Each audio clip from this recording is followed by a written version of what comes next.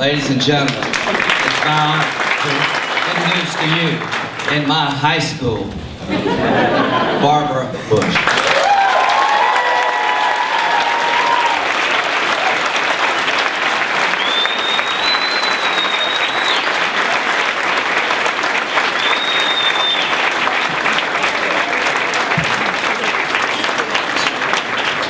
Thank you.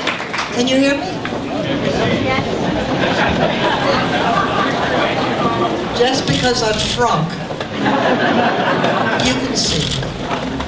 Well, I'm delighted to be here in the high school where this great senator graduated. Did you?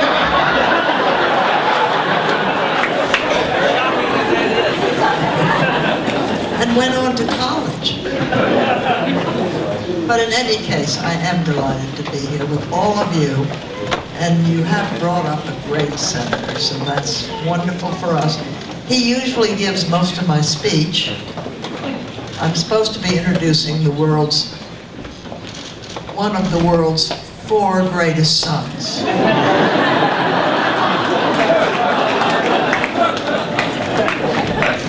What would you do if you had 4 sons? Say one was better than the other? But this country now is in great need, and Jeb is the man who can take care of it. You know, I don't think you know this, but he met Columba, who he adores, and to prove to her that he was serious, he got through college in 2 years, and it was Phi Beta Kappa.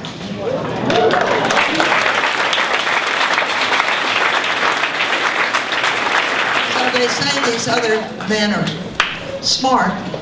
They're smart, but they haven't got the background that Jeb has. He's done the most amazing things as governor. He's a great son, he's a great father, he's a great husband, he's a great friend, he's loyal. And ladies and gentlemen, my boy Jeb.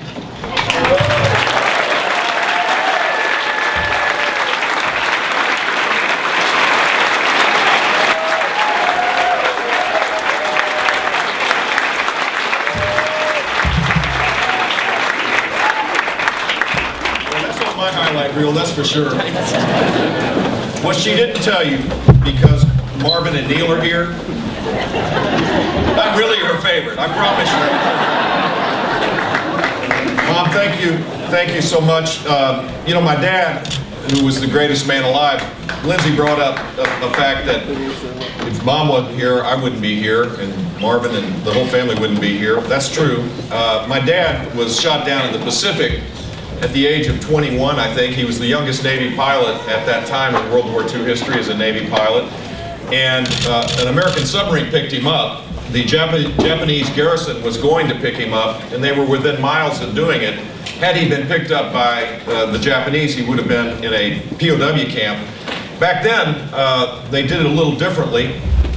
The garrison commander was convicted of war crimes after the war for cannibalism.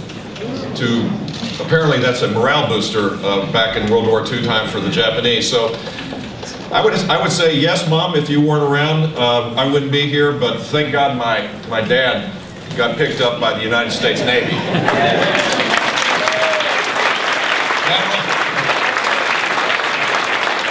He's a good friend, a 4-star admiral when he retired, 41 years, 42 years of service. He's a patriot, and his family is full of patriots. His 2 daughters are serving in the Navy, and guess who they married? 2 Navy SEALs. Could you imagine the Christmas time with the Natter family? Pretty competitive family, I can tell you, and we're friends, and he has advised me on military policy, and I just consider him a great friend and a stalwart, a supporter and a lover of this country. Jane, I really thank you for being here. I do wear the bracelet of Chris Horton, who died in the line of duty in Afghanistan.